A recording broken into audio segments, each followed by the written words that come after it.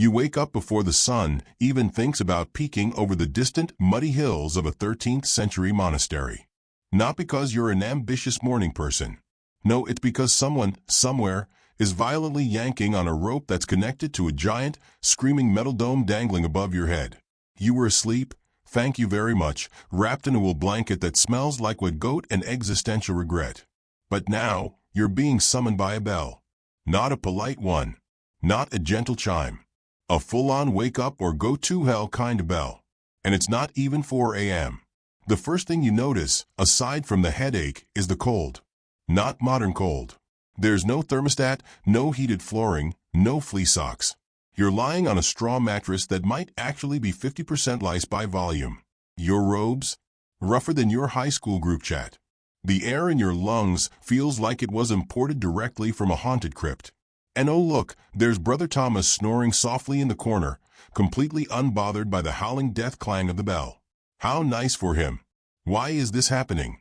Why, in the name of all things moderately sane, did bells ring at ungodly hours in medieval times? Who thought that 2:47 a.m. was the ideal moment for public noise pollution? Don't worry. We're going to dig into all of it. Bells, monks, rituals, power, paranoia, and why your current suffering is historically accurate. So before you get too comfortable, take a moment to like the video and subscribe, but only if you genuinely enjoy this weird little corner of YouTube where we dig up the past and lie down in it like it's a musty old blanket. And let me know in the comments where you're tuning in from and what time it is for you. It's always strangely comforting to see people from around the world joining in for history and insomnia. All right, back to the bell. The noise you heard was the Matins bell. It's the first in a series of soul-sapping alarms that will guide your entire miserable day.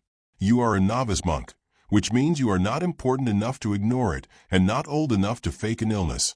You must rise, dress, and shuffle, barefoot, naturally, across cold stone floors to the chapel, where a small army of equally sleep-deprived holy men will chant in Latin for over an hour. No coffee. No breakfast.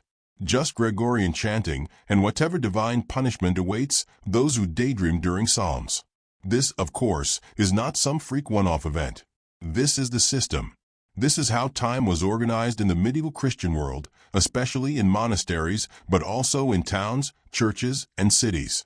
Bells were more than just annoying metal mushrooms. They were a form of discipline. A way of carving sacred order out of chaos. And, of course, a way of reminding you that God is always listening, especially when you're asleep.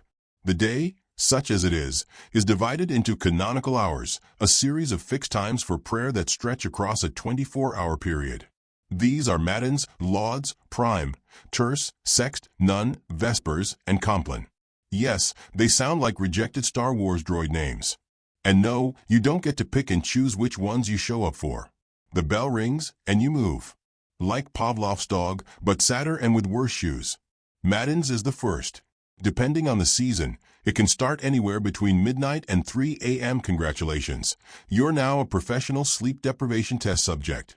After Matins comes Lauds, which you sometimes roll right into because what's the point of going back to bed for 17 minutes? Then there's Prime at around 6 a.m., Terce at 9, Sext at noon, Nun at 3, Vespers at 6, and Compline at 9 p.m. After that, you're finally allowed to collapse into bed, where you will get approximately 3 to 4 hours of sleep before that bell starts wailing again like a metal banshee. Now you may be wondering, quite reasonably, why this was considered a good idea. And the answer is, it wasn't. But it was considered holy. The entire monastic schedule was built around the concept of ora et labora, prayer and work, and the belief that time belonged to God, not to you. So if you're tired, that's just your sinfulness talking. Try chanting louder. To understand the cultural weight of the bell, you have to think of it less like a tool and more like a medieval god-tier alarm clock with feelings. Bells weren't just for monks. They rang to signal public gatherings, emergencies, curfews, market openings, and even criminal executions. If a fire broke out, the bell rang. If the lord of the manor was murdered in the street, again, the bell rang. If someone needed to remind you that you were alive and full of original sin, you guessed it, bell time. And these bells weren't subtle. Some of them were massive, weighing thousands of pounds and forged with such care that casting one could take months. The bell tower itself became a symbol of authority. Not just religious authority, but civic dominance. If your town had a big bell tower, that meant you mattered. At least more than the village 2 miles down the road that only had a mildly enthusiastic rooster. Of course, these bells didn't ring themselves. Enter the bell ringer, a job that was equal parts honored and miserable. You might imagine a noble figure pulling the rope with solemn dignity. In reality, it was mostly some underfed teenager in a freezing chamber trying not to get flung into the ceiling. Bell ringing was loud, physical, and occasionally fatal. There are actual records of bell ringers getting caught in the mechanism and dying in ways that probably earned them at least a few awkward murals. But let's go back to you. You've just survived Matins. Sort of. You kept your eyes open during most of the Psalms. You only nodded off once, briefly, when Brother Hugh started snoring in Latin. Now you shuffle back to your chamber, where you get precisely enough time to contemplate your life choices before the Lauds bell rings. Again, every time the bell rings, it means something. It's not random. It's not just some monk with insomnia and too much rope. The rhythm of the bells follows the divine office, which is a fancy way of saying a schedule of mandatory holy noise. These prayers were written down, structured, and recited at fixed hours across the Christian world. Whether you were a Benedictine monk in Normandy or a Cistercian in Bavaria, the same Latin verses were echoing through cold chapels at the same time of day. Unity through shared suffering. The bells also divided secular life. In towns, they marked the start of the workday, the closing of the gates, the time to get off the street, or risk being mistaken for a bandit. This was before people had clocks in their homes, or watches, or any real way of knowing what time it was unless the sun was directly in your eyeballs. So bells became the pulse of time itself. If you heard the bell for Terce, it was time for market. If you missed the Compline bell, you'd better hope you like wolves. The weird thing about all of this is how effective it was. Despite the chaos of medieval life, plagues, invasions, inexplicable smells, the bell system managed to keep people more or less on track. Monks used it to schedule everything from fasting to gardening. Townspeople used it to regulate their businesses, marriages, and even deaths. There were bells for weddings, bells for funerals, bells for new kings, old bishops, and that one guy who got trampled by a pig in the village square. No, really, that was a thing. And the sounds themselves were anything but random. Each bell had a distinct tone and purpose. Monasteries might have multiple bells, small ones for internal use, giant ones for public ceremonies, and very, very loud ones for waking up the entire countryside at 2 a.m. You couldn't just ring a bell however you liked. That was chaos. There were rules, patterns, even melodies. Bells were tuned, named, and occasionally blessed like holy pets. Now, imagine living your entire life this way. Born in a village, raised by bells, baptized with bells, married beneath bells, and finally buried to the sound of a tolling death bell that reminded everyone else not to catch whatever killed you. Time wasn't yours. It wasn't even the king's. It was the church's. The bell was God's calendar, rung by men with chapped hands and a deep hatred of mornings. And speaking of mornings, yours isn't over. It's barely begun. After Lauds, you attend prime, another hour of chanting, which you try very hard not to resent. Then breakfast. Finally, a small piece of bread, possibly hard enough to be used in masonry, and a bit of watered-down ale, because clean water is for mythical creatures. If you're lucky, there's some barley porridge. If you're really lucky, it's not moving. The rest of your day is equally bell-directed. Work in the fields. Bell. Study. Bell. Lunch. Bell. Silence. Bell. Prayer. Bell. It's like being trapped inside a giant medieval smartwatch that only has one setting, vibrate forever. And this is just one monastery. Across Europe, thousands of bell towers rang out across valleys, cities, and fog-covered moors, creating a kind of holy symphony of steel and insomnia. In places like Cluny, in France, bells were coordinated across vast territories, entire federations of monasteries, ringing in harmony like some kind of spiritually anxious orchestra. By the 14th century, towns had begun building clock towers, mechanical ones, and attaching bells to them, turning timekeeping into a more precise, more public affair. But even then, the church bells remained the true heartbeat of the community. Mechanical clocks told you the time. Church bells told you what to do with it. Of course, not everyone loved this. There are plenty of records of townspeople complaining about the noise, especially if they lived near the tower. Imagine trying to nap while a Teuton bell screams the gospel into your window. Some towns even tried to regulate the number of rings or the times at which they could happen. This mostly failed. The church didn't care if you were tired. God wasn't tired. Why should you be? And so, the bells kept ringing. Through invasions, famines, revolutions, and rainstorms. Through the Black Death and the 100 Years' War. Through marriages and massacres. Bells became the punctuation marks of European history. You couldn't escape them. You didn't want to escape them. You were conditioned, trained, a creature of the bell. You've just made it to sext. Noon. The sun is high. Your feet hurt. Your stomach is confused. But you're halfway through the liturgical day, and there's only 5 more prayers to go. You feel a strange kind of peace. Not joy. That's too optimistic. But a sort of spiritual numbness that comes from knowing that time is structured, sacred, and utterly devoid of your input. And now you understand. Bells didn't ring at odd hours by accident. They rang because they had to.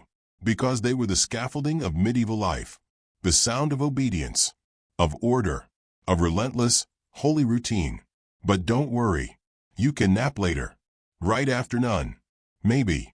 Unless the bell rings again. Which it will. It always does. You blink against the midday sun as the bell tolls for sext. That sacred moment when time pauses just long enough to remind you that you're not in control of it. Noon, or what passes for noon in a world without clocks. You try to stretch, but your back makes a sound like a bag of damp twigs being stepped on. Another bell rings. A slightly smaller one this time. Still loud enough to traumatize nearby livestock.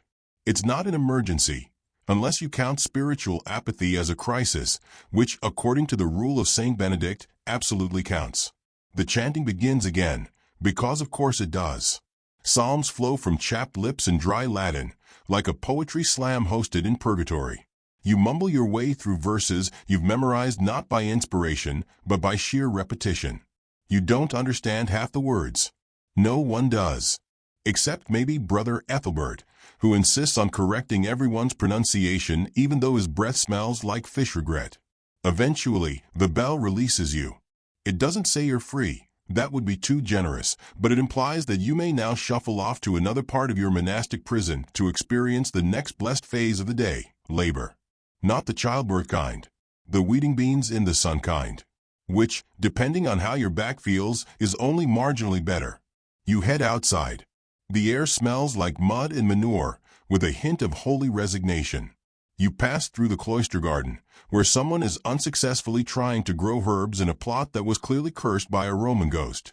You walk past the scriptorium, where ink-stained monks squint at parchment under dim light, painstakingly copying Bibles with all the joy of people filing their own taxes in hieroglyphics. Your task today is agricultural. Specifically, you're weeding rows of onions that never asked to exist in the first place.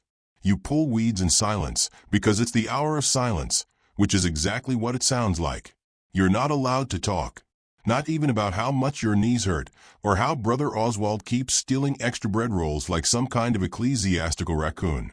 And then, yes, there it is. Another bell. You don't even flinch this time. The sound has become part of your bloodstream. It's the bell for none, not the absence of something, but the 9th hour of the day, counted from sunrise. Roughly 3 p.m. This means more chanting, more kneeling, more holy mumbling. You trudge back to the chapel, where the stones are still cold and unforgiving, despite having been baked by centuries of human knees. You settle into your spot, trying to remember whether this is the psalm where you're supposed to bow during verse 3 or verse 7. You decide to split the difference and just look humble the entire time. None ends. You stand, stretch, regret stretching, and shuffle off to the refectory, which is a fancy Latin word for a room where we eat things that taste like moral lessons. Your meal consists of cabbage stew that looks like it lost a bar fight, a hunk of bread that's either yesterday's leftovers or an early attempt at masonry, and a small cup of wine that somehow tastes both sour and smug. No one speaks. Not because they're content, but because the rule forbids idle chatter during meals. Instead, a monk reads aloud from the writings of Saint Jerome, whose idea of entertainment includes long passages about sin, chastity, and how everyone else is probably doing it wrong. You chew slowly, listening to descriptions of eternal damnation between spoonfuls of slightly congealed virtue. The bell rings again. This time, you're almost grateful. It signals the end of the meal and the start of Lectio Divina, sacred reading. You move to the library, which smells like old parchment, dust, and intellectual desperation. You sit at a rough wooden bench and try to focus on a text about the lives of the saints. Every paragraph is a wild ride, martyrs being flayed, visions of weeping angels, someone converting an entire village with nothing but a stern look and a loaf of bread. As you read, the bell tolls for Vespers, evening prayer. You sigh, not audibly, of course, and return to the chapel. The air is cooler now, the shadows longer, the candles flickering like they know something you don't. You chant again, your voice joining the others in a weary, melodic dirge. This time, the verses hit a little different. Maybe it's the hunger. Maybe it's the sheer number of hours you've been awake. Maybe it's Stockholm Syndrome. But for a fleeting moment, you feel calm. Then Brother Ethelbert corrects your Latin again, and the moment passes. Vespers ends. The sun is low. The bell rings for supper, which is basically the same meal as earlier, only less enthusiastic. You eat in silence, listening to yet another reading. This time, it's a sermon about humility. You look around at the room full of shaved heads and empty eyes and think, yes, mission accomplished. Compline approaches. The final prayer of the day. The bell rings low and solemn, like it too is ready to sleep. You head to the chapel one last time. The chanting is softer now, more contemplative. Someone snores. No one shushes them. The room smells of old wax and newer regrets. After Compline, you file out. No one says goodnight. You just disappear into the dark stone corridors like a particularly obedient ghost. Back to your chamber. Back to your lice-riddled mattress and your scratchy wool blanket. You lie down. The silence is almost too much after a day of bells. Your ears ring with phantom tones. You close your eyes, half dreaming of bells, large ones, small ones, bells on ropes, bells on towers, bells that speak Latin and judge your posture. But just as you're drifting off, there it is. A different bell. This one's not for you. Not exactly. It's the curfew bell for the village nearby. You live near a town that isn't bound by monastic hours, but still hears the bell tower. For them, it's the sign to snuff their candles, lock their doors, and not be mistaken for burglars. Medieval curfews were real. The word itself comes from the old French couvre-feu, meaning cover the fire. If you're caught outside after the bell rings, you might be fined, or worse, presumed a criminal. So they rush home, whispering goodnights, ducking into low wooden doorways while stray dogs sniff suspiciously at their ankles. Their lives, though less regimented than yours, are still tethered to the bell. The bell rings for church. The bell rings for market. The bell rings for plague, fire, weddings, deaths, royal proclamations, and that one guy who fell into a well. Again, every bell has a story. And not just the event it announces. The bell itself has a name. They are often given names at their consecration, like humans, but with more echo. Some are called Gabriel or Marie, or Big Peter if the monk in charge had a sense of humor. They are anointed with holy water, prayed over, and sometimes believed to possess protective powers. It was said that ringing a consecrated bell could drive away storms, demons, and, if you were really optimistic, invading armies. In the dead of night, when the winds rise and the trees groan like disgruntled saints, the bell may toll not for prayer, but for warning. The tocsin, a special alarm bell, calls all to attention. Fire. Attack. Something terrible. The town gathers, pitchforks in hand, looking vaguely confused and mostly tired. This happens often enough that most people keep their shoes near the door, just in case. And then, sometimes, the bell rings for no apparent reason. A misfire. A mistake. A gust of wind pulling the rope. Or worse, a child who snuck into the tower. The town wakes up anyway, groggy and annoyed, muttering about monks and their damn noise. And this chaotic symphony of urgency and monotony, continues for centuries. You see, the strange hours of bell ringing weren't random. They were a rhythm, an architecture of sound that shaped the medieval world. It wasn't just monks and curfews. It was life and death and all the deeply inconvenient bits in between. Bells rang when battles began and when kings died. They rang for coronations and heretics. They rang to warn, to punish, to call, to mourn. And yes, to make sure you didn't oversleep your 4 a.m. chanting shift. Bells also created a kind of social control. They gave structure to communities where most people were illiterate and few could afford their own timepieces. You didn't need a clock if you had ears. Just listen. If the bell rings once, it's prime. If it rings thrice with a slight pause, it's vespers. If it rings 10 times in rapid succession and ends with a screaming priest, something is probably on fire.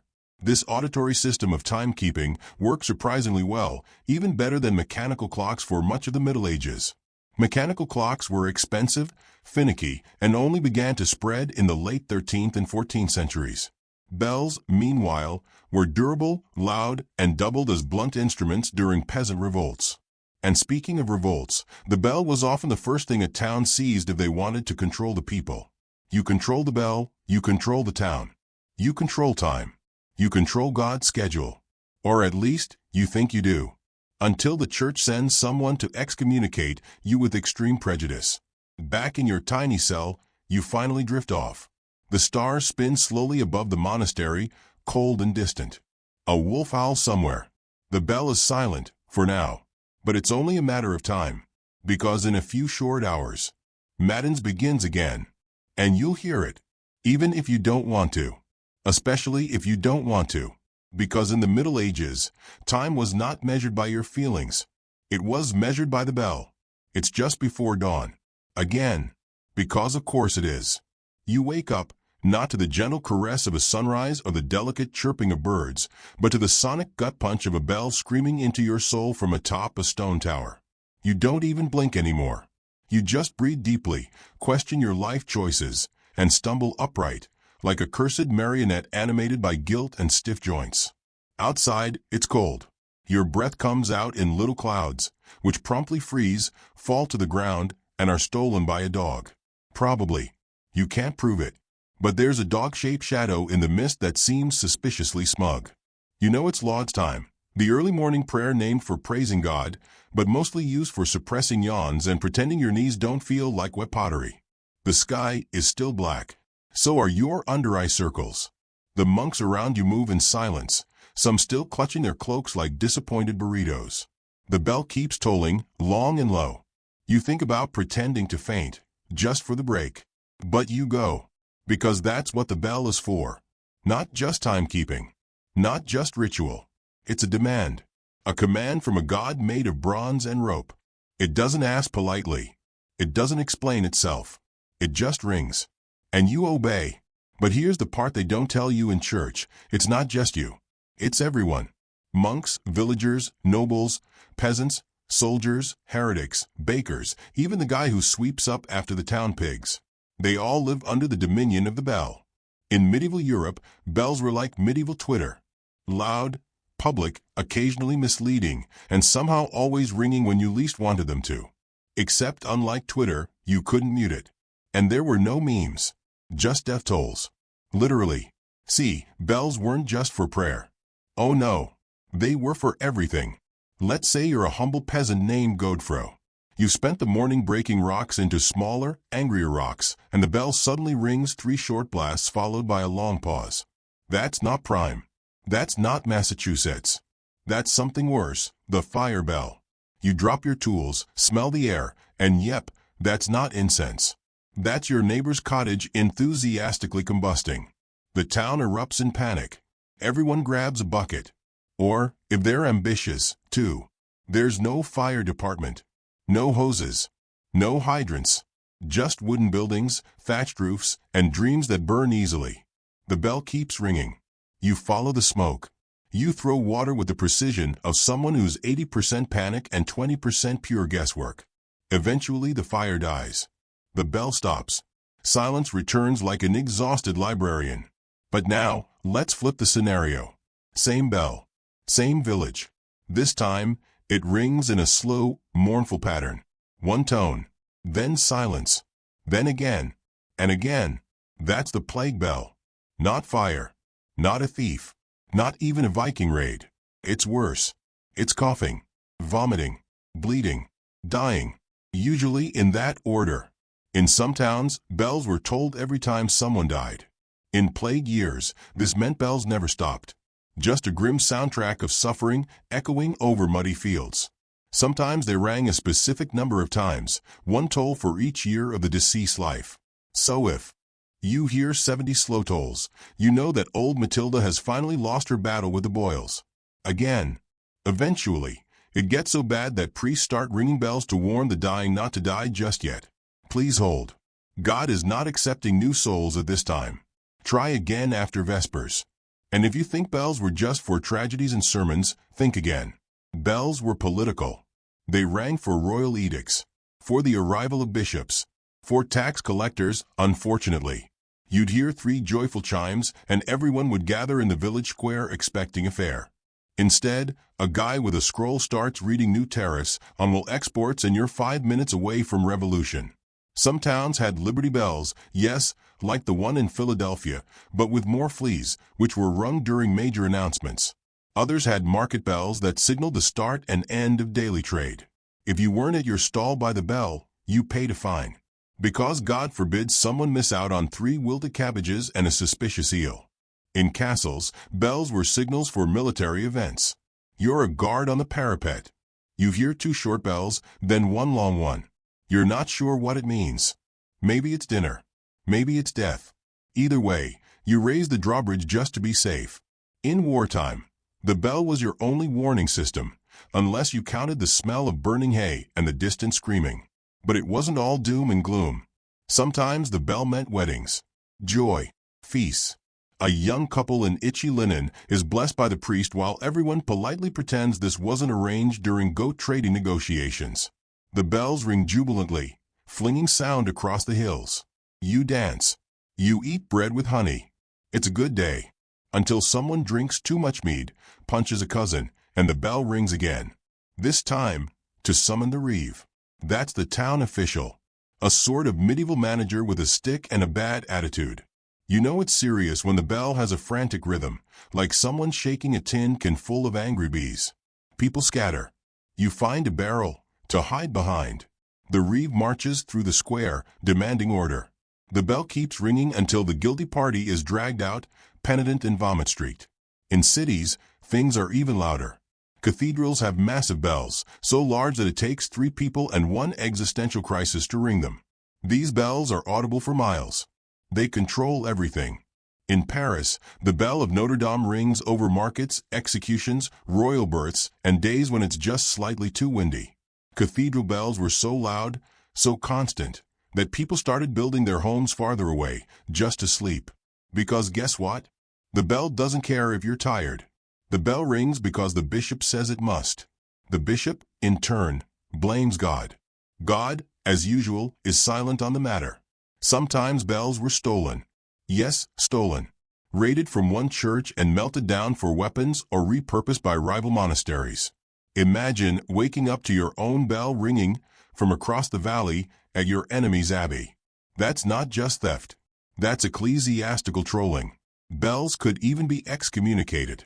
True story. If a bell was believed to have been involved in something sinful, like ringing during a heretical uprising or refusing to ring at all, the church might officially denounce it. A literal trial. For a bell. It would be stripped of its name, silenced, and sometimes buried. Because nothing says we take sin seriously like a priest yelling at a suspended hunk of bronze. By now, you've probably noticed something. The medieval world wasn't ruled by kings or popes or armies. It was ruled by sound, by vibrations in the air, by bells. These bells weren't just tools. They were symbols of order, of divine will, of control. If the bell said it was time to pray, you prayed.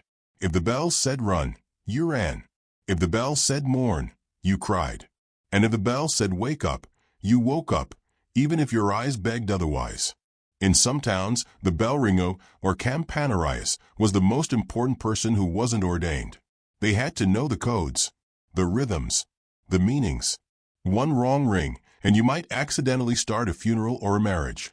Or both, if it's that kind of village. Being a bell ringer wasn't easy. The ropes were thick, the towers cold, and the stairs suicidal. Some towers had dozens of steps, worn smooth by centuries of regret. You climb to the top, pull with all your might, and the bell answers, swinging like a pendulum of justice, thundering across the rooftops like divine indigestion. You don't ring it too long. Bells crack. And when they crack, it's like breaking a holy relic. Some are believed to bring curses if shattered. Others were melted down and reforged into cannons. Because nothing says spiritual redemption like turning your church bell into a weapon of war. And so it went, year after year, century after century. Bells marking birth, life, death, taxes, invasions, fairs, executions, weddings, plagues, famines, holy days, and goat-related emergencies. Until one day, the bell stopped. Not all of them, but enough. The mechanical clock was born. And with it, the slow death of the bell's dominion. Suddenly, people could measure time by gears and dials instead of echoes and intuition. Bells still rang, but now as echoes of tradition, not commands. The monastery still followed its rhythms. The town still honored curfews. But the power had shifted. From towers to tables. From monks to merchants. From sound to sight. But even today, if you listen closely, you can still hear them. In old towns. In remote villages. In the occasional church that hasn't been converted into a cafe with exposed brick and artisanal despair. The bells still ring. Not because they must, but because we remember. Or maybe, just maybe, because they want to. You wake up again. No one told you this would be a recurring theme when you agreed to join a medieval community. They said something about spiritual growth, communal life, and the glory of God. They did not mention the part where your soul leaves your body 6 times a night, because Brother Marius thinks bell ringing is an Olympic sport. It's the dead of night, or early morning, or sometime that isn't now but somehow still is. Your body is horizontal, your eyes are open, and your brain is stuck between sleep and despair. The bell rings again, a short, dull chime this time. Not loud enough to panic the livestock, but just piercing enough to remind you that you're not in charge of your own existence. It's a canonical hour known as matins, or sometimes vigils, or occasionally just, why is this happening? This is one of the 8 divine offices, which is medieval Latin for scheduled interruptions to your sleep cycle, courtesy of the Lord.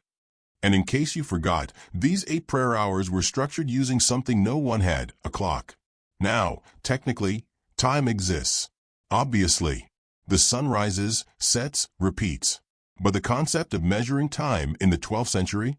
That's like giving a microwave to a Viking and asking him to defrost a lamb shank. The concept is there, but the infrastructure is lacking. So instead, the monks rely on bells. And guess who has to go ring them? You. Because you lost a bet. Or you showed up late to fish cleaning duty. Or you simply exist in proximity to power and are thus doomed. You drag yourself out of your cot. It's straw-filled, lumpy, and smells faintly of regret. Your feet hit the cold stone floor with all the enthusiasm of a damp sock. You pull on your cloak, which is less fabric and more moth buffet, and make your way through the corridor, guided only by the glow of a tallow candle and the disappointment of centuries. The tower looms above you. Hundreds of spiral steps, worn down by the footsteps of better people who somehow managed not to complain every 3 seconds. You climb. You sweat. You swear, silently, because speaking aloud would be impolite and also possibly heretical, depending on the mood of the prior. At the top, you reach the bell. It's massive. Bronze. Older than your entire lineage. Possibly older than physics. It has a name, because of course it does. Probably something like Gloria Sanctissima or the Waker of Sinners. You grasp the thick rope and prepare for the sacred act of making everyone else hate you. One pull. Then another. The bell groans, creaks, and finally swings, emitting a deep, resonant tone that echoes through the valley like the moan of a disappointed god. That's it. That's your job. Time has now officially passed. You can go back to bed. Until the next hour. Which is, in 90 minutes. Maybe. You're not actually sure. Because here's the thing about medieval time, it's fake. Not in the conspiracy theory sense, but in the we measure hours by how long the sun hangs around sense. Days were broken into 12 hours of daylight and 12 hours of darkness. But since daylight changes with the seasons, that means the hours also change. Yes, That's right. The hour you know, the one that's 60 minutes long, tidy, and mathematically satisfying, doesn't exist here. In winter, an hour of daylight might be 45 modern minutes. In summer, 75. You know what that means? The bells are lying. Not on purpose. They're just inconsistent. Like a medieval weather forecast or a baker's idea of a little salt. So when the bell rings for sext, the midday prayer, it could actually be 11:30, or 1:15, or Tuesday. No one's totally sure. But you go anyway. Because time, like everything else, is a matter of obedience. You begin to track time based on sounds. Not clocks. Not sand. Not shadows. But bells. One for prime. A double ring for terce. Sext is a joyful peal, assuming you enjoy sweating through your robes in the sun. None for nones, because Brother Gerald fell asleep at the robe again. Vespers comes with that long, mournful tone, the kind that makes you think of rain and unmet expectations. Then Compline, the last one, the only bell that feels like a bedtime story. Except there's no story. Just more prayers. And maybe stale beans. Now, if you're thinking, well, this seems like a lot of structure, you're right. But consider this. In a world without clocks, screens, or anything remotely resembling a calendar reminder, the bells are your structure. Your spine. Your scheduling assistant with zero chill and a preference for Latin. This structure wasn't just for monks, either. Entire towns operated on the monastic schedule. Even if you weren't in a monastery, you still lived in earshot of one. When the bells rang, you moved. You prayed. You got up. You stopped working. You looked toward the church like it was yelling your name. In some cities, the bell regulated labor hours. Work began with the morning bell and ended with the evening one. There were no punch cards. No HR departments. Just noise. If you were a farmer, the bells marked your planting schedule. Not in a detailed meteorological way, just broad strokes. Time to sow, time to harvest. Time to panic because hail just ruined everything again. Even your social life, what little of it you had between plowing and apologizing for being born, was shaped by bells. Weddings were coordinated around the church's ability to ring. So were festivals. So were trials. You haven't lived until you've heard a bell ring to summon a mun for stealing cabbage. Now, let's talk about who is ringing these bells. Yes, sometimes it's you. But more often than not, it's a bell ringer. A real one. Professionally underpaid, possibly underfed, and definitely underappreciated. This person was a vital part of the community, a human clock tower, only with worse shoes and slightly more resentment. Bell ringers lived either in the tower or right next to it. Because heaven forbid they miss a signal. Many were elderly. Some were blind. Why? Because you don't need sight to hear time. Just a sense of rhythm and a willingness to wake the dead. They were also responsible for interpreting time. Imagine that your job is to decide when an abstract number of hours has passed based on the position of the sun and your gut, and then announce it to everyone within 50 miles by yanking a rope tied to 3,000 pounds of bronze fury. It's no wonder bell ringers sometimes snapped. There are records, genuine, written records, of bell ringers refusing to ring. Usually during war, or plague, or Mondays. Some fled. Others were imprisoned for dereliction of duty. One even locked himself in the bell tower, refused to come down, and rang constantly for 3 days until the local priest bribed him with ale and cheese. True story. Ish. But even with the stress, even with the responsibility, the bell ringer was respected. Revered in some places. Because when the bell stopped, when silence fell, people got nervous. Silence meant uncertainty. Or death. Or that someone was slacking off and needed to be punished with extra fish-gutting duty. So you, exhausted and spiritually undercooked, drag yourself to the chapel each time the bell rings. You sit. You stand. You kneel. You pretend to listen. You pray not for salvation, but for a decent nap and a time machine. The hours pass. Not in a line, but in a loop. That's the thing about monastic time. It isn't linear. It doesn't move towards something. It cycles. Day after day. Ring after ring. Your life becomes a pattern of echoes. A rhythm imposed from above. Not just spiritually, but acoustically. Eventually, you stop checking how many times the bell rings. You stop wondering what hour it is. You feel it. In your bones. In your gut. In the way the light slants through the stained glass just so when the bell tolls for terse. In the chill of your cell when the matins bell pierces the darkness. In the faint hope you get every time Compline rings and you think, maybe I'll sleep tonight. Spoiler, you won't. But you'll try. Because the bell said so. You wake up. Again. Not because you want to. Let's make that clear. No one in their right medieval mind wants to wake up at this hour. But something has vibrated in your skull with the subtlety of a battering ram. Something loud. Something reverberating. Something unmistakably bell-shaped. It's not the chapel bell this time. No, this one's different.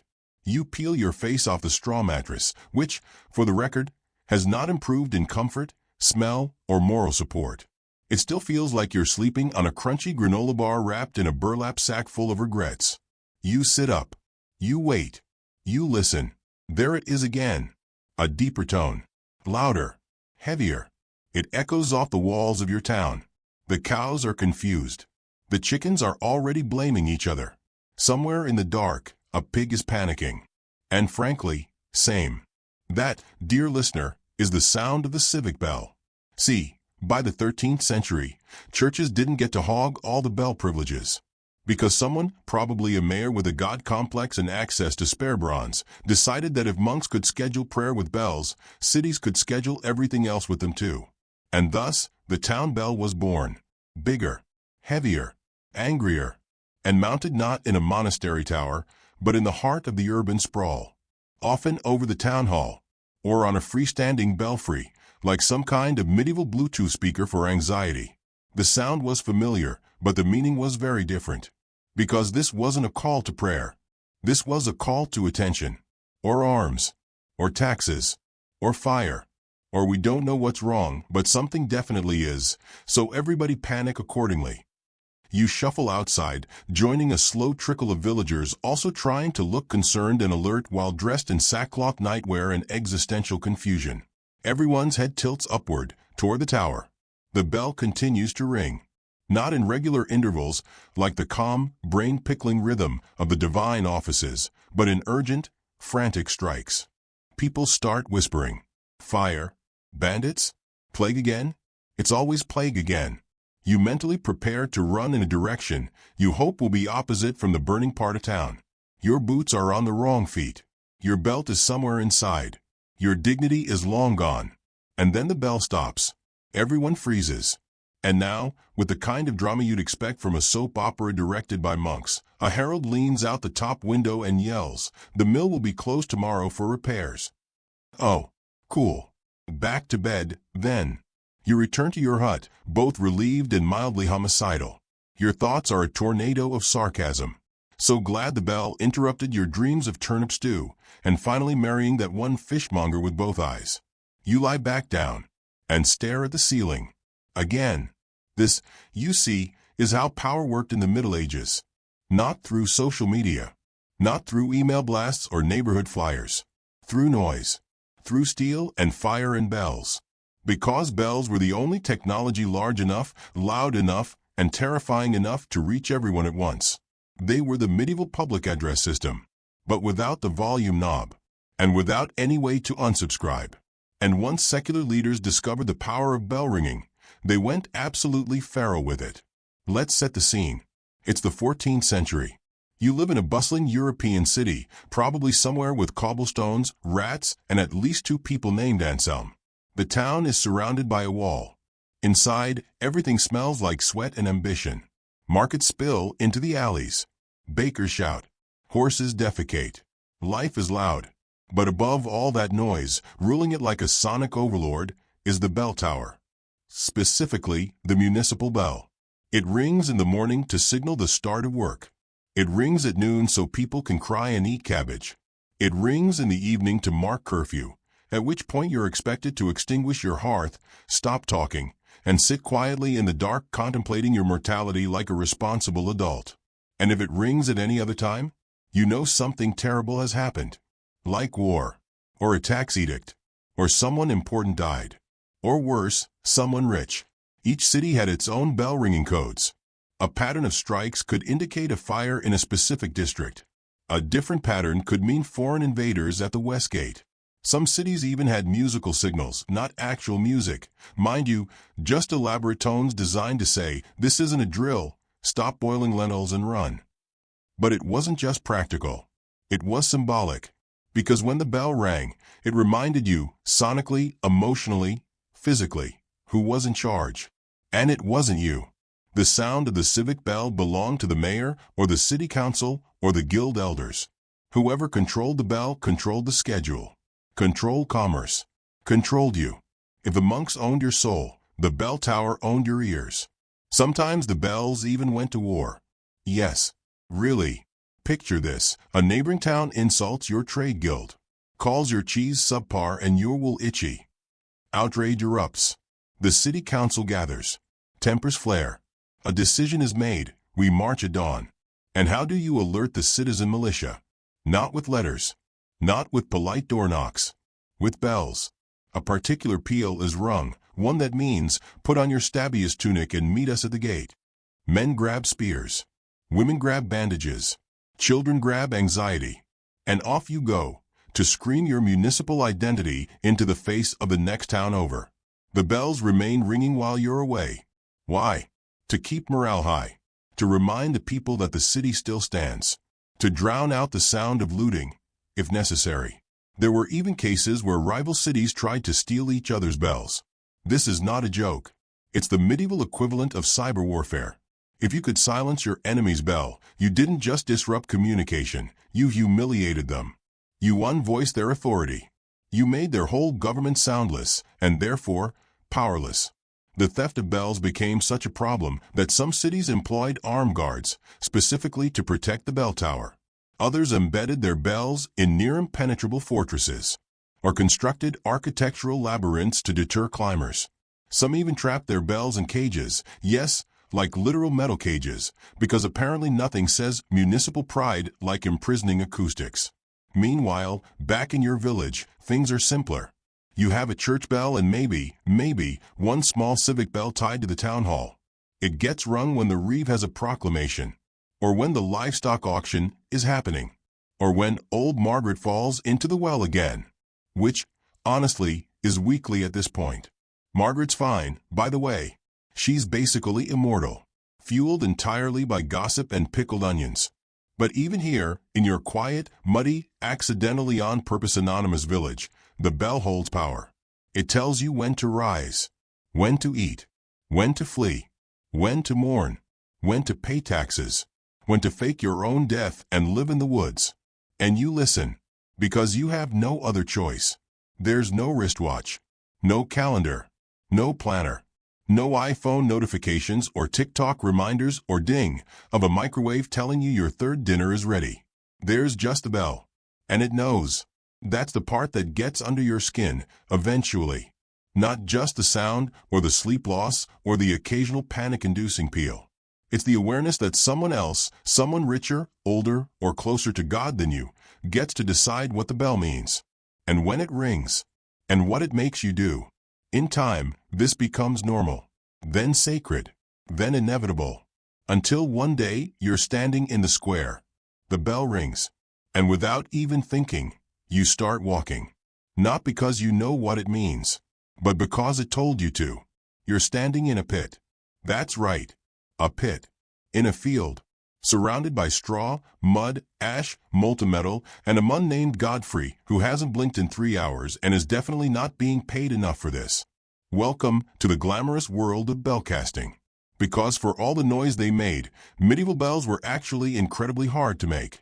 We're talking weeks, sometimes months of careful planning, intricate craftsmanship, and several very real opportunities for death by molten doom. You're not here because you're useful. You're here because you're curious. And because someone said, don't go near the furnace, which of course meant you went near the furnace. It's massive. Like, summon a demon or forge a civic bell levels of massive. It smells like charcoal, singed hair, and divine judgment. And in the center of it all stands the bell fonda, the medieval rock star of metallurgy. Think blacksmith, but with more fire, more math, and a higher chance of incinerating the town square. Before any metal gets melted, though, they have to make the mold. And this is where things get surprisingly artsy. First, they sculpt a core out of bricks and clay, basically a giant sandcastle in the shape of the inside of the bell. Then, they coat the core in wax and carve the exact shape of the bell into it. Inscriptions, images of saints, threats to the devil, rude messages to rival bellfondas, that sort of thing. Over that, they layer more clay, building up a thick shell. Once it's dry, they heat it, which melts out the wax, leaving a perfectly bell-shaped gap in the middle. Congratulations, you've just made a false bell. Basically a ceramic ghost of a bell, awaiting its soul. Now comes the fun part. The part where fire meets ambition and someone definitely loses an eyebrow. They melt bell metal, a very specific blend, usually about 77% copper and 23% tin. Why that mix? Because it gives the best resonance. Also, if you mess it up, the bell might ring like a dead cow gargling oatmeal. You don't want that. Neither does Godfrey. The molten metal is orange. Not just bright orange, existentially orange. The kind of orange that makes you rethink your proximity to physical danger. It sloshes in a cauldron the size of a pig trough and just as likely to murder you if you trip. Everyone holds their breath. Then comes the pour. They crack open the mold's opening, usually at the base, and tip in the metal. It flows like lava. Thick. Relentless. Final. The ground trembles. The air shimmers. Someone always shouts, "Watch your hands," just as someone else almost forgets they have hands. Once the pour is done, they wait. Not minutes. Days. The metal has to cool, settle, and become. It's like childbirth, except the baby weighs 2,000 pounds and can summon God with sound. You wander the site. Everything is quiet. Eerily quiet. Even the birds are avoiding this place. Probably because one of them landed on the mold last year and instantly ceased to be a bird. It's still part of the bell, actually. Locals say it makes the tone a little sharper. Eventually, the bell is exhumed. It's like a birth and a burial at the same time. The outer mold is smashed off. Dust clouds the air. And from the earth emerges something that looks, well, disappointing at first. It's dull, dirty, uneven. But then they polish it, and inscribe it, and lift it, with cranes, ropes, oxen, and multiple near-death experiences, until it hangs. You stare up at it. Your neck hurts. Your eyes sting. It's beautiful. And terrifying. Because this isn't just a bell. This is a voice. A literal sonic signature of a town, monastery, or cathedral. Every one is unique. Every one is sacred. Which brings us to the next ridiculous but totally real part. Blessing the bell. Because you can't just ring it. No. That would be spiritually reckless. First, it has to be baptized. Yes, like a baby. With holy water. And prayers. And an actual name. They used to write the names on the bells themselves, usually something very dramatic like Maria or the Voice of Doom or Don't Drop Me Again Please. The priest blesses it with salt, oil, and incense. He asks God to cast out demons from it. Because yes, apparently bells can be possessed. And no, you're not allowed to laugh. This is serious theology. Sometimes they even anoint the bell with chrism, the same sacred oil used in baptisms and coronations. Because the bell is now part of the spiritual hierarchy. A weapon against evil. A sound that can drive away storms, banish demons, and, this is not a joke, cure fevers if you stand under it and believe hard enough. It is also, incidentally, heavy enough to kill 5 men instantly if dropped from any meaningful height. So, blessings all around. Once the bell is hung, there's a test ring. This is either glorious or catastrophic. Because remember, you've spent months on this thing. And you don't really know what it sounds like until it swings. If it rings true, deep, resonant, clear, the whole town cheers. Someone cries. You eat bread. There may be dancing. If it rings wrong, cracked, sour, muted, then everyone stares at Godfrey like he just murdered a saint in front of a school. And if it shatters, which does happen, you do not speak of this. Ever. You just sweep up the shame, melt it back down, and start over. That's the thing about bell founding. It's equal parts science, guesswork, and spiritual panic. The tone of a bell depends on its shape, its metal mix, its thickness, and its diameter. Get one of those wrong, and suddenly your sacred instrument sounds like a rusty bathtub being slapped by a confused ghost. And yet, Even when perfect, bells were not immune to failure. Sometimes they cracked in the cold. Sometimes lightning struck the tower and sent it crashing down. Sometimes, and this is my favorite, someone forgot basic physics and tried to swing a 5-ton bell without proper anchoring. That bell is still embedded in the floor of St. Paul's Church. No one talks about it. Because in the medieval mindset, a broken bell wasn't just inconvenient. It was an omen. A sign that the town was cursed. That a war was coming. That someone on the city council had made a very bad decision and God was now mad at all of you. And so, if a bell cracked, you didn't just fix it. You held a mass. You fasted. You cried. You gave money you didn't have to a monk who didn't need it. Because the bell was your link to the divine. And if the divine was unhappy with your audio choices, things were about to get biblical. But when they worked, when they worked, they sang, they soared, they echoed across valleys and mountains, through cities and storms. They summoned not just people, but meaning. They marked weddings, deaths, plagues, famines, victories, holidays, miracles, battles, betrayals, and half-forgotten saints. They were the soundtrack of life itself. And they still are. Some of those bells, made by people like Godfrey, standing barefoot in pits of doom, still ring today, still make people pause, still carry the same weird mix of awe and irritation and goosebumps. And whether you believe in spirits or not, whether you think a bell can actually banish demons, or just ruin your sleep cycle, there's something kind of amazing about that. Even if you still kinda hate the sound, you are never alone. Not in a castle. Not in a monastery, not even in your own head, because echoing over every ridge, through every crooked village alley, and down every stone corridor lined with cold regret and hay-filled mattresses, is the bell. You don't look at clocks. There are none. You don't wear a watch, mostly because it's the 13th century, and you're wearing something that looks like an itchy curtain held together by a belt made of rope and poor choices. You listen for time. Because here in medieval Europe, time is not a number. It's a noise. It's not 6 a.m. It's lauds. It's not noon. It's sext. It's not evening. It's vespers. And it's not time for bed.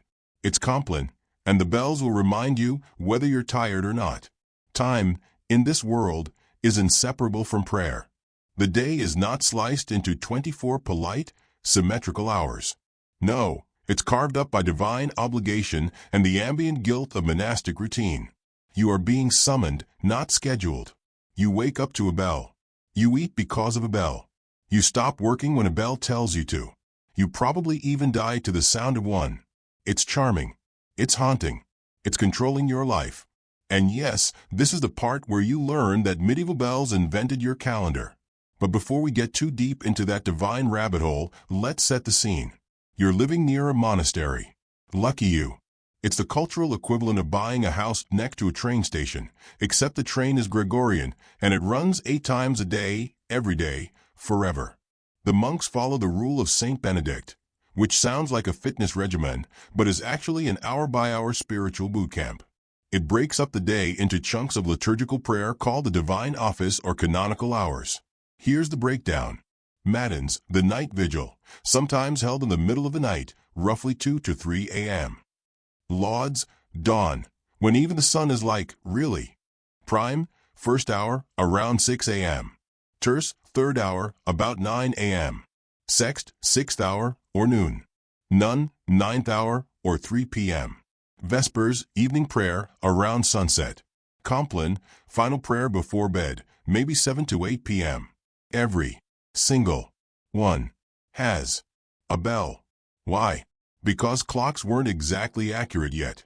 You could have a water clock, which is basically a glorified leaky jug, or a sundial, which is just standing outside squinting at a stick like a confused pigeon. But bells? Bells were reliable, kind of. Mostly.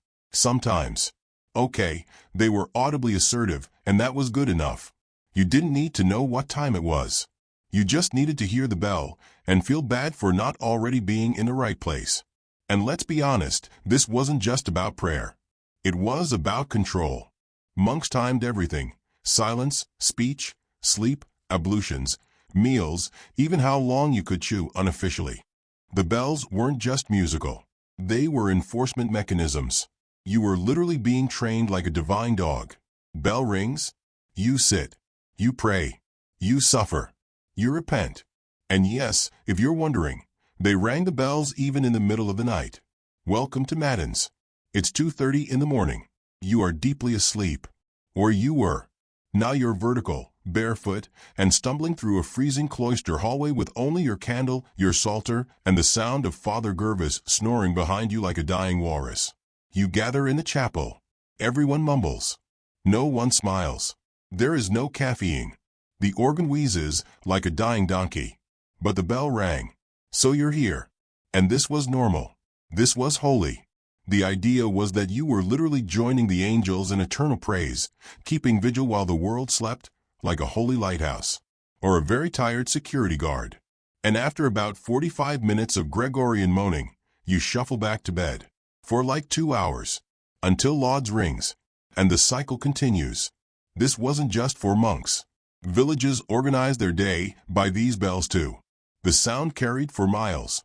In some cases, you could hear the morning bell from 3 villages away if the wind was right and your ears weren't full of plague and sorrow. Farmers knew when to start tilling. Bakers knew when to light the oven. Millers, shepherds, shoemakers, all of them marched to the beat of those bells. Even peasants with no literacy, no land, and no idea what century it was knew exactly what Vespers sounded like. It was one of the few shared signals that actually worked. But of course, it wasn't perfect. Sometimes, the bells rang at the wrong time. Because Brother Thomas fell asleep. Or the clapper froze. Or someone forgot to wind the rope correctly, and the bell just hung there like a sullen child refusing to do its chores. And that's when things got weird. Because now, nobody knows what time it is. A medieval town without a functioning bell is like a smartphone without a battery. Confusion. Arguments. Someone accidentally starts dinner at 9 a.m. again. That's how much bells mattered. They weren't just reminders. They were social glue. And here's where it gets stranger. In some towns, they had special bells for special times. There was the Angelus bell, rung 3 times a day, to remind people to pray the Hail Mary. You'd stop whatever you were doing, planting turnips, gutting fish, dying of gout, and stand still for 30 seconds of spiritual reflection. Or the curfew bell, which literally meant cover fire. It rang at night to tell you to put out your hearth fires, mostly to prevent the town from burning down, which, as you may recall, was very common. In some cities, they even had the begging bell rung when the local leper needed food, but wasn't allowed to speak. You'd hear it and, if you were feeling generous or guilty, throw him bread from a safe distance. The bells became the voice of the city. Wars were announced by bells. Storms, deaths, invasions, coronations, heresies, all bell-worthy events. If you heard the bell at the wrong time of day, something was very wrong. And yet, there was comfort in the pattern, even if you hated the sound. Even if you were sleep-deprived, overworked, underfed, and functionally allergic to Gregorian chanting. Because the bell was consistency. It was certainty. And in a world where disease, famine, and foreign armies could literally show up without warning, that consistency was everything. It meant the monastery hadn't burned down. It meant the monks were still praying. It meant the divine schedule, flawed, exhausting, impossible, was still being kept. And in that, there was weird comfort. Because if they were still ringing the bells, maybe the world hadn't ended yet. You wake up because the bell is ringing. Again. It's not time for Massachusetts. Or Vespers. Or prayer. The sky is black, not because it's night, but because it's choked with storm clouds and everyone's shouting. You stumble outside, half-dressed in something that smells like sheep and mildew, and you look up. Thunder. Lightning. Horses screaming. And above it all, the deafening clang of the biggest bell in town, ringing in long, desperate pulses. You're not panicking yet, because you've been told your entire life that this bell can scare away storms. Naturally. Because if there's one thing thunder hates, it's a loud echoing sound from 800 meters away, made of molten optimism and ecclesiastical desperation. That's right, you've entered the world of bell superstitions. So before you roll your modern eyes and say, they really thought bells stopped lightning? Yes, they really did. And they were very serious about it. Let's break it down. In the medieval worldview, storms weren't just weather. They were divine rage or possibly demonic interference, or, if it was Tuesday, both. And bells? Bells were holy instruments, cast with prayers, baptized like people, and installed in church towers with the solemnity of a royal wedding. You didn't just make a bell. You consecrated it. The process was practically a baptism. The bell was washed with holy water, anointed with oil, wrapped in incense smoke, and even named, yes, with a name, usually after a saint, or Jesus, or sometimes Mary, if the foundry was feeling especially pious. You gave your bell a name, a job, and an official spot on the town's spiritual payroll. Why? Because a bell wasn't just a hunk of bronze. It was a guardian, a ward, a sonic sword against evil. When you rang a church bell, you weren't just marking time. You were casting out demons. Literally. It was believed that the sound of the bell disrupted demonic activity, frightened away malevolent spirits, and, importantly, prevented storms. The Latin phrase often associated with this was, fulgura frango. I break the lightning. Yes, the bell says that. To lightning. Confidently. With zero proof. But it gets better. Because this belief became so widespread that by the 12th century, it was standard procedure in many European towns to ring the bell during thunderstorms. Not for safety. Not to warn people. But to fight the storm. Yes, you were, in essence, bell fencing the clouds. Now, if you're wondering, wait, wasn't the bell tower one of the tallest structures in town? Yes. Yes, it was. And often made of stone. And topped with a metal bell, which people then rang with ropes attached to wet, terrified human beings during an active thunderstorm. What could possibly go wrong? Well, let's consult the historical ledger. Between the 13th and 18th centuries, we have dozens of recorded cases where bell ringers were literally struck by lightning and killed during this ritual. Sometimes entire bell towers exploded. In 1786, the French Parliament, in an astonishing moment of rare medieval common sense, actually banned the ringing of bells during thunderstorms after at least 103 bell ringers were electrocuted in a 35-year period. That's right. This went on long enough to generate statistics. They kept dying, and the towns kept doing it. Because if they didn't ring the bell and the crops failed, well, clearly it was because the demon clouds weren't sufficiently bullied by sound. It wasn't just storms either. Bells had a whole resume of supernatural abilities. One of the most fascinating?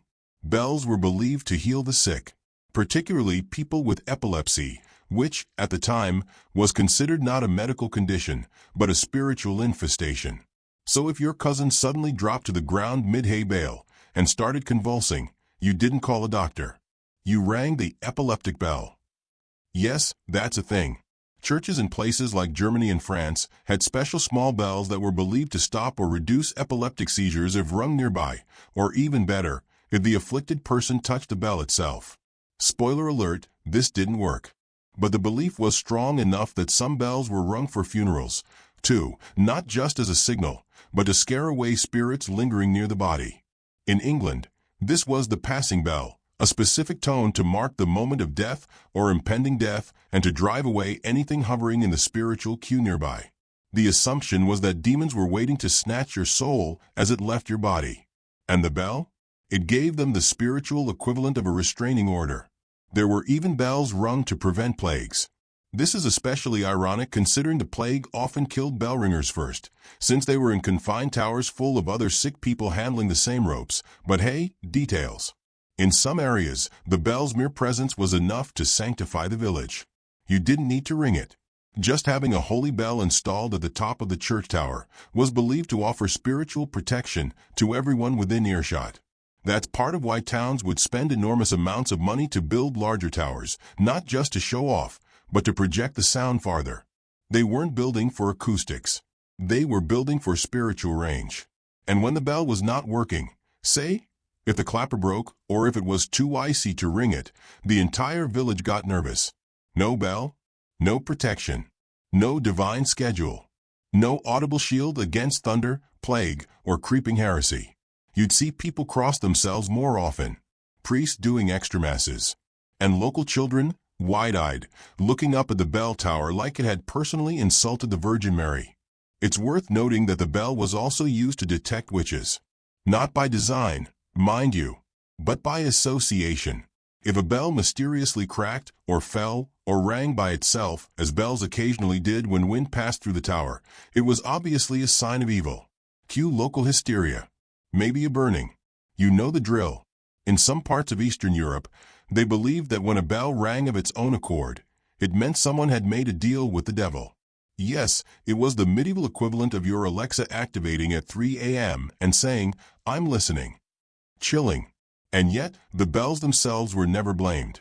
They were always innocent. If anything, the bell was reacting to evil, not causing it.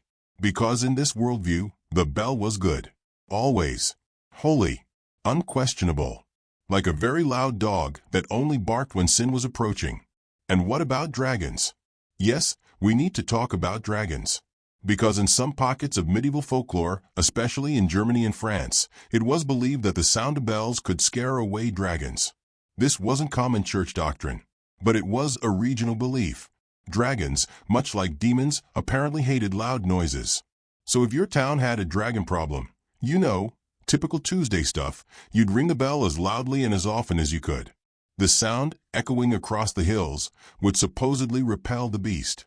There's even one legend from Bohemia, where a monk is said to have climbed a church tower during a storm to ring the bell and scare off a sky serpent made of fire. He succeeded, and then died, probably of something unrelated, like joy or pneumonia. But the point is, the bell was your defense mechanism. From storms, from demons, from dragons, from seizures, from time itself. It wasn't just a tool. It was a weapon, a friend, a warning, a lullaby, and occasionally a suicide note for the deeply faithful during an electrical storm. You wake up under a bell tower. Not in a cozy way. Not in a converted Airbnb loft with nice acoustics way. No, this is a dusty, drafty, pigeon-haunted wooden alcove above a 12th century church, where the floorboards groan like your uncle's knees and the ceiling is, well, non-existent. You're surrounded by ropes. Ropes of various lengths and textures, all leading upward into a darkness that smells like smoke, mildew, and medieval bat poop. Welcome to your job. You are a bell ringer, and you probably didn't choose this profession. Your father did, or the parish did, or maybe you lost a bet.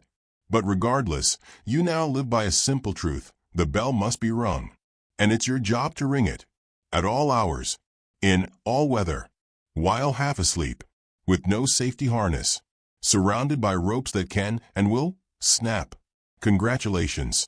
You're the medieval version of a gym rat with no delts, infinite cardio, and religious trauma. So, who were these bell ringers? In many towns, bell ringers were part of the church staff, but not necessarily clergy. Think of them as skilled laborers with strong arms and flexible spinal regret. They were often low-ranking parish workers or even conscripted peasants who knew their way around a pulley and had poor enough judgment to live in a wooden tower. If you were lucky, you were a guild bell ringer. Yes, bell ringing had guilds. By the late Middle Ages and early Renaissance, towns and cities across England, France, Italy, and the Low Countries began forming bell ringers associations. These groups had their own rules, ranks, membership rituals, and, of course, petty internal feuds. Because when your job is to ring bells and get yelled at for being 2 seconds late to lauds, the only thing left to do is argue over technique and who forgot to dust the clapper. In England, this turned into a full-blown art. Change ringing, a method of ringing bells in mathematically calculated sequences, became a competitive sport for some guilds. Instead of just tolling one bell, ringers would coordinate multiple bells in patterns that could last for hours. It was less like playing music and more like auditory Sudoku with rope burn. Now, let's talk logistics. The average medieval bell could weigh anywhere between a few hundred pounds and several tons. The big ones, like the famous Emmanuel Bell in Notre Dame, weigh upwards of 13 tons. That's the size of a fully grown adult elephant, just hanging from a wooden frame, waiting for some dude with back problems to yank it into motion with nothing but rope and prayer. Pull too hard, you get launched. Pull too slow, the bell doesn't swing, and the parish thinks the devil won. Too much swing, the whole tower shakes. Oh, and if you stand under the bell while it's swinging? Well, let's just say there were rules. The top rule being, never, ever stand under the bell when it moves. Why? Because if the bell is in full motion, and you Say, accidentally pull at the wrong time or try to adjust the clapper. You might get trapped inside the bell. That's not a metaphor. It's real. There are actual historical accounts of bell ringers getting stuck inside massive bells during ringing and being deafened permanently, or worse, getting thrown out of the tower entirely when the bell swung too hard. Imagine that as your obituary. Died doing what he hated. Bell launched him. Of course, most bells weren't swung full circle all the time. Some were told a more controlled up and down pull on the clapper without the full body bell swing. But even that could be dangerous. The clappers alone could weigh several hundred pounds, and if the mechanism was old, rusty, or rigged with duct tape level solutions involving hay, prayer, and passive-aggressive monastery notes, you were in trouble. Sometimes the clapper would break off mid-ring. And when a 300-pound iron pendulum comes loose from a ceiling, it doesn't care about your job security. The noise? Imagine standing under a metal freight train filled with cows being hit by lightning and then echoing off a stone cavern. That's what a bell sounded like from inside the tower. And remember, most ringers were up there with no ear protection. Because medieval health and safety guidelines were basically, don't die. If you do die, die piously. No refunds. This leads us to the ringing schedule. There wasn't one. Not really. Because medieval timekeeping didn't work the way it does now. They didn't have standardized time across countries or even towns. Most bells were rung at approximate hours based on sunlight, local tradition, or the mood of the sacristan. So you could be expected to wake up at 2:30 a.m. for matins, or 3 a.m. if the moon was bright, or whenever Brother Matthew decided to bang on your door with a stick. And when it was time to ring, you didn't just pull the rope like a doorbell. No, you climbed. You climbed up into the tower, sometimes 70, 100, 150 feet high. In the dark, with a candle stub and your own bad decisions. Then you wrapped the rope around your body, yes, around your body, and began to heave. Some bell towers required multiple ringers, coordinated like a rowing team of slightly buzzed monks. They had to ring in rhythm, pull together, breathe together.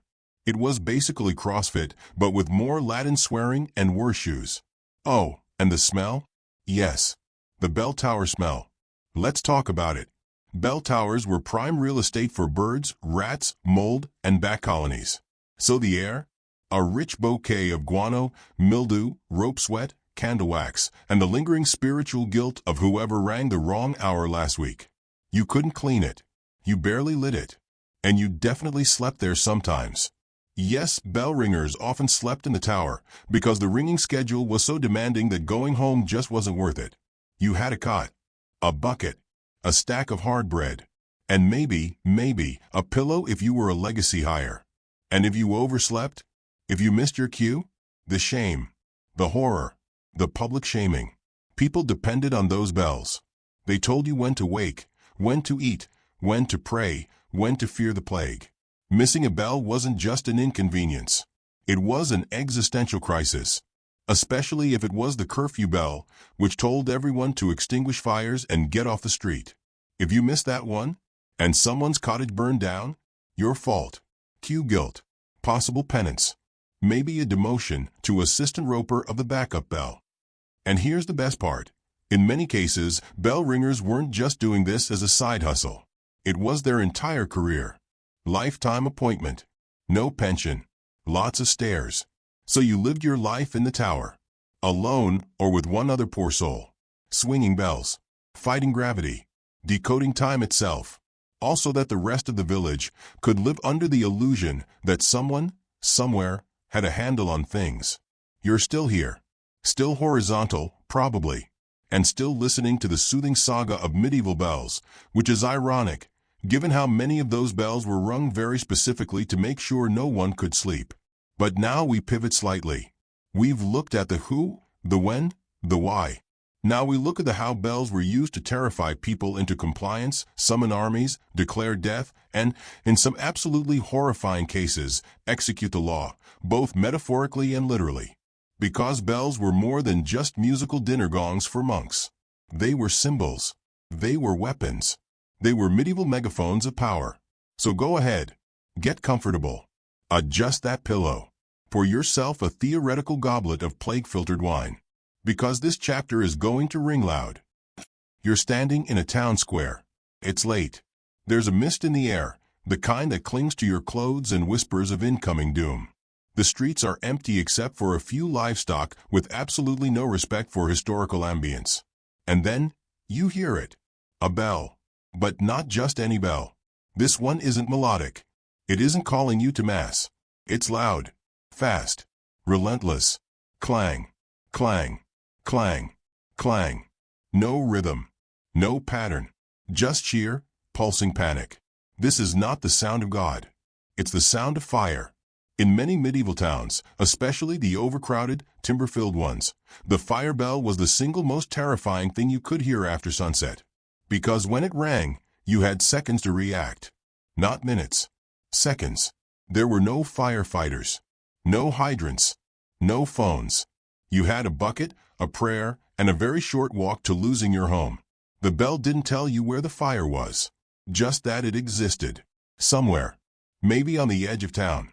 Maybe 2 doors down. Maybe your neighbor's thatched roof just decided to ignite in a final act of thatch-based vengeance. And sometimes the fire bell was also the riot bell. Or the revolt bell. Because you didn't just use bells to signal weather or worship. You used them to rally. In France, towns often had a bank lock, literally a summoning bell, that was rung to gather townspeople in emergencies. It was the medieval version of an emergency text alert, except it could also lead to accidental insurrection. Which happened? A lot. Because when people gathered quickly, and there were pitchforks nearby, and everyone was hungry and slightly drunk, the next logical step was usually, let's overthrow the mayor. You think I'm exaggerating. I'm not. In 14th century Flanders, for instance, cities like Ghent used their great communal bells, such as Roland, the famous bell of the cloth hall, to summon militias during times of civil unrest. The ringing of Roland was essentially a declaration that something very bad is happening, and you should show up with weapons. Sometimes that meant a peasant uprising. Sometimes that meant a rebellion against the king. Sometimes it just meant someone stole a cow, and no one wanted to chase it alone. And when bells were rung illegally, oh boy, it was a serious crime. There are cases where ringing a town bell without permission was treated as treason. That's how important these things were. You didn't just ding the emergency bell for fun. It wasn't a TikTok prank. It was a civic ritual, a town-defining event, a thing that could shift the emotional temperature of an entire village from mildly annoyed to burn everything. But perhaps the most sinister role of bells in medieval life wasn't fire or revolt. It was death. Enter the death knell. Yes, that's where the phrase comes from. When someone died, especially someone important, the church would ring a specific pattern of bell tones to mark the passing. Sometimes it was a single slow toll. Other times it was 3 bells for a man, 2 for a woman, 1 for a child. Yes, there was a gendered bell count. Because even in death, medieval Europe remained weirdly obsessed with strict categories and unnecessary rules. But these weren't just signals of grief. They were public alerts. People would hear the bell and think, death has visited. Again. Must be Tuesday.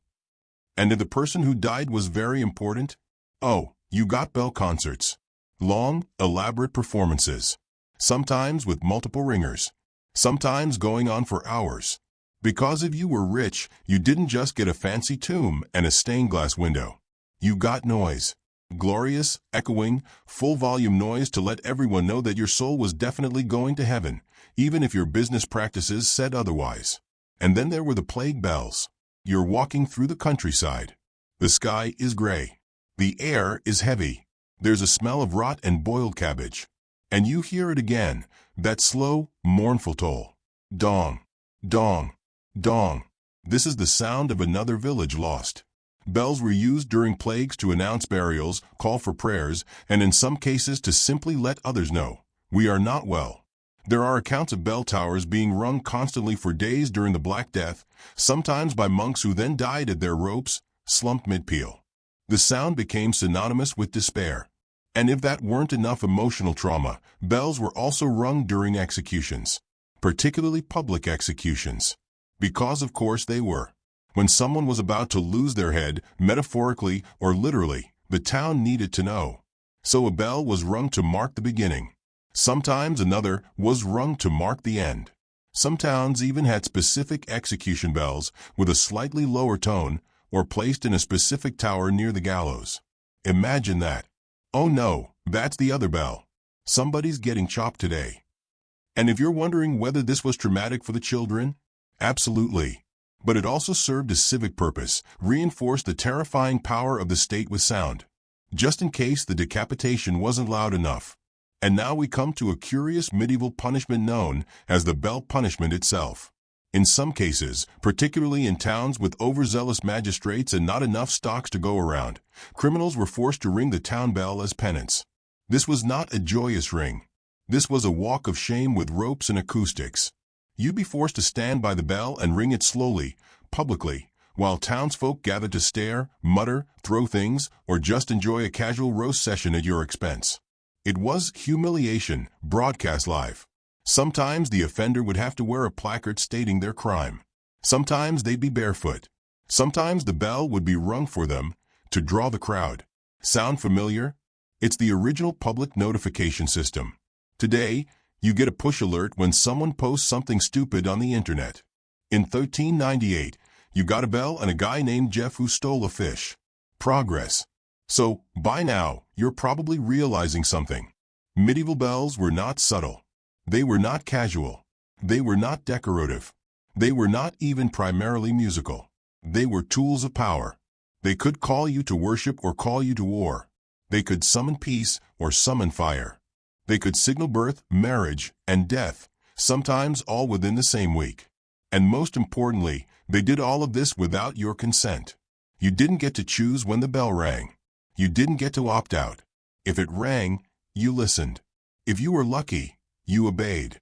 If you were unlucky, you ran. If you were very unlucky, you rang it.